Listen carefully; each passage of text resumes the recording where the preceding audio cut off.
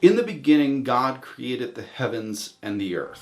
Now we think we know the rest of the story. God creates light and he separates that from the darkness. He separates the heavens above from the earth below. He gathers the seas into one place so that dry land would appear. And then he creates fruit-bearing trees, which is kind of weird because there is no sun, moon, and stars, which isn't created until the next day, so we don't know how photosynthesis is going on. Then he fills the skies with birds and the seas with fish, and then he creates beasts of the field and all the animals that Adam will eventually end up naming, and then creates man from the dust of the earth and rests. We've become so familiar with the story, it's incredibly easy just to pass over it. And of course we have our exhausting debates around this. Is it a literal 7-day creation? Is it more metaphorical? Is it really billions of years? Is it just a passage of time? Or is it just a story that was conveyed to the Israelite people so they could contrast their God against the other Canaanite religions and gods that were in the region? But what if all of these arguments are not the main points that the creation story is trying to convey to us? What if, like a piece of art, a painting tells us something about the artist, the creation tells us something about the creator?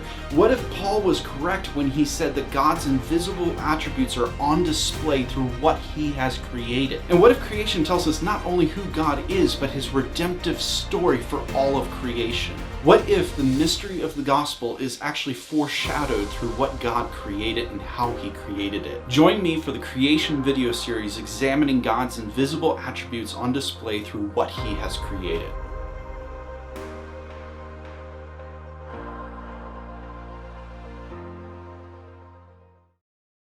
Hi, my name is Robin Schultz. You may know me through my handle, Violin Robin, on Instagram, YouTube, and TikTok. I'm the creator of the Creation video series, which you're watching right now, which is an examination of God's invisible attributes that are clearly seen or displayed through what he has created. This video that you're watching right now was actually created as a companion to the study guide, which is available in physical copy through the links below or from Kindle or Apple Books. I would highly recommend getting the study guide, as these videos only serve as a general overview of what is going on in the creation account and what it is revealing about God. The study guide provides a lot more context, a lot more scripture references, so that you can do a deeper study on the facts that are presented within these videos. So again, I would highly recommend that you get yourself a copy. I'm so excited to show you the creation story in a way that magnifies its creator and shows you that God is the same yesterday, today, and forever. Enjoy.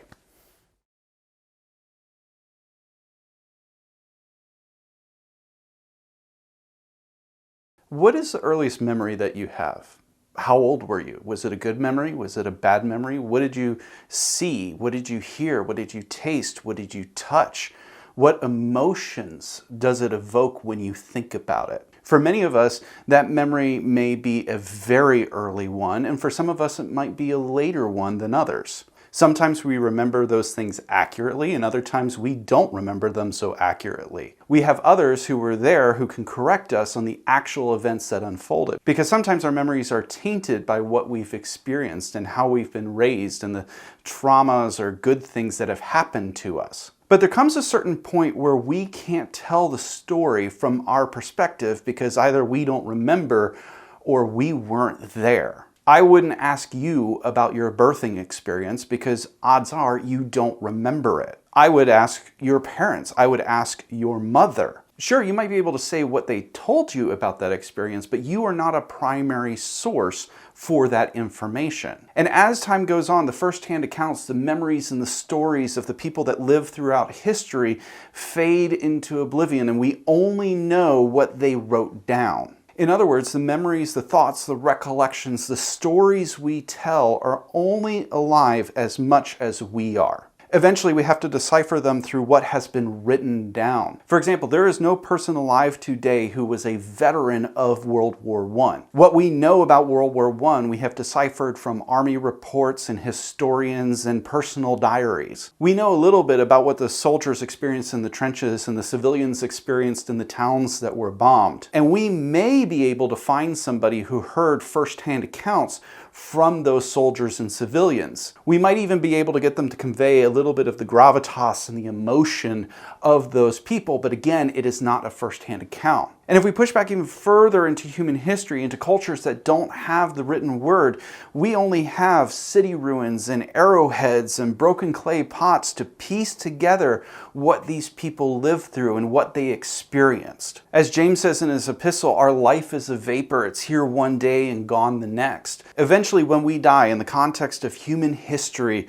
our story will die with us. In order for a story to carry on, for it to matter, for it to count, for it to have an effect in eternity, the one telling it needs to be alive. They need to be the author of it. They need to be sovereign over it. They need to see it to completion. The book of Genesis is a book of beginnings. It's a history book about the Israelite people from the foundations of the earth until their captivity in the land of Egypt. So when we look at the creation account, it's very easy to start with Genesis 1:1. In the beginning, God created the heavens and the earth. However, this is not where the story begins. The story actually begins in a very peculiar place, in Exodus 33. We have to remember that the author of Genesis is Moses, and Moses is communicating something about God to the Israelite people. And there's this account that unfolds in Exodus 33. In the previous chapter, the Israelite people had built a golden calf while Moses was up on the mountain. They had grown tired of waiting for Moses to come down from the mountain, and so they asked Aaron to construct for them an idol. And in Exodus 32, it says that as Moses approached the camp and saw the calf and the dancing, Moses became enraged and threw the tablets out of his hands, smashing them at the base of the mountain. He took the calf they had made, burned it up, and ground it to powder. He scattered the powder over the surface of the water and forced the Israelites to drink the water. These stone tablets represent God's covenant with his people. And Moses, in his frustration and his anger, breaks them before the people at the sight of this golden calf. And in Exodus 33, God speaks to Moses saying, "Go up from here, you and the people you brought up from the land of Egypt, to the land I promised to Abraham, Isaac, and Jacob, saying, I will give it to your offspring. I will send an angel ahead of you, and I will drive out the Canaanites, Amorites, Hittites, Perizzites, Hivites, and Jebusites. Go up to a land flowing with milk and honey, but I will not go up with you because you are a stiff-necked people. Otherwise, I might destroy you on the way." When the people heard this bad news, they mourned and didn't put on their jewelry. The gravity of this scene is that the tablets that represent the covenant of God with his people have been broken. They have been smashed into pieces. And God is now saying that he will not go up with his people into the land that he promised. He will still give the land to them, but he himself will not go with them. And as the chapter continues, it talks about how Moses would pitch a tent outside of the camp of Israel, and there God would meet him face to face and talk face to face as a friend does. And so there's this conversation that unfolds between Moses and God, and Moses pleading with God to go with the Israelites into the land of promise. And the Lord finally says, "My presence will go with you, and I will give you rest." "If your presence does not go," Moses responded to him, "don't make us go up from here. How will it be known that I and your people have found favor with you unless you go with us? I and your people will be distinguished by this from all the other people on the face of the earth." Moses, in his conversation with God, with his pleading with God, points out what distinguishes the people of God from every other nation, tribe, and tongue on the planet. And that is that the presence of the Lord is with his people. This is why this moment is so significant. And the Lord answers Moses and says, "I will do this very thing you have asked, for you have found favor with me, and I know you by name." Now, this conversation is important to note when we read verse 18, because in verse 18, Moses says, "Please let me see your glory." Now, typically when we read this particular request, we think about like Isaiah 6 or Revelation 4, where the manifest presence of the Lord is seen in all of its glory. However, in the context of this particular passage, the glory that is being referenced to is situational. In other words, the glory that Moses is asking for is in reference to, it's attached to, it cannot be separated from God's presence with his people. It is attached to how God's people will be distinguished from all the other people on the face of the earth. And the Lord responds to Moses' request in a very peculiar way, one that we tend to just read over without too much thought. He said, I will cause all my goodness to pass in front of you, and I will proclaim the name the Lord before you. And then the next sentence seems almost disconnected from the first one, where he says, I will be gracious to whom I will be gracious, and I will have compassion on whom I have compassion. So Moses has asked for the revealing of the glory of God in relationship to his presence with his people. And the Lord's response is, I will cause all my goodness to pass in front of you, and I will proclaim the name the Lord before you. I will be gracious to whom I will be gracious, and I will have compassion on whom I will have compassion. But he added, you cannot see my face, for humans cannot see me and live. The Lord said, here's a place near me. Now, it's important to note here that this is the mountain of God. Mount Horeb or Mount Sinai, they're the same thing. This is where Moses originally met God in the burning bush. It's where he revealed his name to Moses. Actually, in Exodus 3, we see a transition from the scriptures referring to God as Elohim to Yahweh, because the name of the Lord had been revealed at that point. And it's where God told Moses as well that it would be a sign to Moses that it was indeed God who rescued the Israelites up out of Egypt, because they would serve God on this mountain. And the Lord said, here's a place near me. You are to stand on the rock, and when my glory passes by, I will put you in the crevice of the rock and cover you with my hand until I have passed by.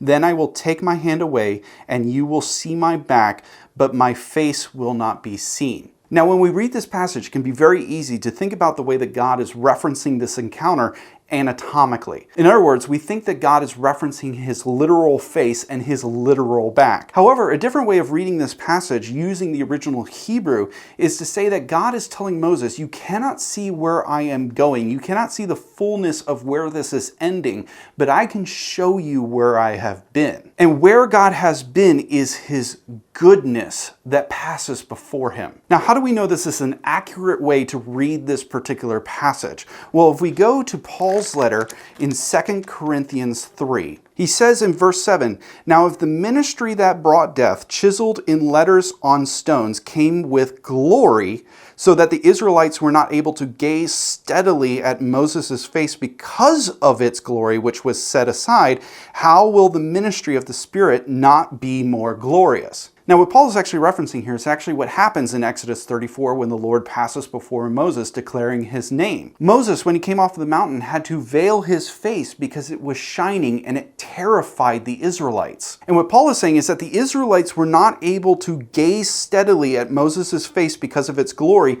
which was set aside. So what Paul is saying is that the glory that was spoken of that Moses could not see in Exodus 33 is the glory that we as Christians now live in. Because he says, for if the ministry that brought condemnation had glory, the ministry that brings righteousness overflows with even more glory. In fact, what had been glorious is not glorious now by comparison because of the glory that surpasses it. For if what was set aside was glorious, what endures will be even more glorious. In other words, the story of God, which has been since the beginning, is attached to his people. It's a living, enduring hope, and it is a glory that will eventually be revealed at the end. So in Exodus 33, Moses asked to see the end, and the Lord says, you can't see the end, but I can show you the beginning. It's shown in the way that God responds to Moses' question, saying, I will let all my goodness pass before you. I can't show you where I'm taking you. I can't show you where we're going, but I can show you where I've been. I can show you how I've been good to you. It's very interesting because the word that God uses here for goodness is just a general term meaning goodness or good things. And we can look all throughout the history of Israel, starting with Abraham, Isaac, and Jacob, and see where God has given them good things and his goodness. But we can look even further back and see where God gave the first good thing, which was the first day of creation, where God created the light and said, it is good. As James says in his epistle, for every good and perfect gift is from above, coming down from the Father of lights, who does not change like shifting shadows. So when we look at the creation account, when it begins with, in the beginning, God, what we're saying is that the story we can trust is the one that God is telling. It's telling us that the story God is telling is attached to His own glory and the glory of His people. The creation account is not about the substance, but more about the purpose. It's not about a what, but a why. It's more about a people than it is a cosmos. In Romans 1, Paul says this, "For God's wrath is revealed from heaven against all godlessness and unrighteousness of people who by their unrighteousness suppress the truth, since what can be known about God is evident among them because God has shown it to them. For His invisible attributes, that is, His eternal power and divine nature, have been clearly seen since the creation of the world, being understood through what He has made. As a result, people are without excuse." Now again, it's very easy to read the words of Paul here and think that Paul is making an apologetic that the atheist is without excuse because the creation demands a creator. How could you look at the vastness of the universe and the complexity of the galaxies and the stars and the sun and the moon and the complexity of biology, and how could you look at all of that and think that there is no God? And it's because the complexity of the universe demands a creator that the atheists suppress that truth in their unrighteousness so that they can live however they want to. However, this is not what Paul is talking about, because just a few verses earlier he says, "For I am not ashamed of the gospel, because it is the power of God for salvation to everyone who believes, first to the Jew and also to the Greek. For in it the righteousness of God is revealed from faith to faith, just as it is written, the righteous will live by faith. For God's wrath is revealed from heaven against all godlessness and unrighteousness of the people who by their unrighteousness suppress the truth." So what Paul is saying here is that it's not the idea of God that people rage against. It is the gospel of God that people rage against. What Paul is saying is that the creation reveals the purposes, the plans, and the intents, and the nature and the power of God. God's gospel, His plan for salvation, have been revealed through what He has created. So again, the creation account in Genesis is not about what God created, but rather the purposes He created them for. Think of it like a painting. The painting actually reveals something about the artist, the way they think, the way they feel, the way they look at the world. Of course, we get our creativity from God, who is the most creative being. And so when we look at His artwork, His masterpiece, when He paints with His brushstrokes across the universe as an illustration, what we're seeing is not an art piece that's meant to just sit in the museum. The creation is not meant for us to measure or study, but to behold. In fact, in Psalm 8, when David is considering the creation of God, he says, "When I observe your heavens, the work of your fingers, the moon and the stars, which you set in place, what is a human being that you remember him, a son of man that you look after him?" For David, the vastness and complexity of God's creation does not diminish our value, it actually highlights it. What David is saying is that when he considers the creation of God, it adds a depth and a mystery to what God is doing with humanity. And so likewise, when we talk about the creation account, we can't simply talk about it in terms of the skies and the heavens and the seas and the earth and the vegetation and the fruits and the animals. We have to talk about it in terms of what God is doing in human history. Another way of thinking about it is usually when we talk about a piece of art, we don't simply talk about the materials that were used to create it, whether that be acrylics or oil paint or watercolors or graphite. We talk about the intentions of the artist. We talk about the emotions. We talk about what the artist intended to communicate. And similarly, that's how we have to approach the creation story. We have to talk about it as a story that God is telling from eternity past. We have to talk about it as a glory, the glory of God and the glory of mankind. But we also have to talk about it in terms of an artist painting a painting. That the substance of creation speaks to what God is doing and what God is trying to communicate. He's trying to communicate something about Himself, and He's trying to communicate something about us. And the thing that God is trying to communicate is His plan for salvation and the glory that we would receive. So in the beginning, God created all things to serve His purposes and to reveal something about Himself that would be ultimately revealed fully at the end.